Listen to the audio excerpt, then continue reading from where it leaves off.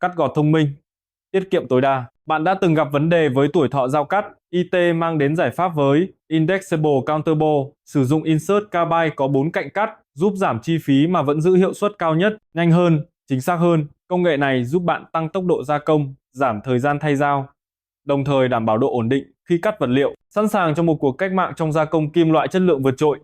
Hiệu suất tối đa, giải pháp hoàn hảo cho doanh nghiệp muốn kiểm soát chi phí mà vẫn giữ hiệu quả sản xuất cao nhất. Hãy liên hệ đến đội ngũ Tân Hợp Tiến ngay hôm nay để khám phá thêm nhiều công nghệ mới trong gia công CNC.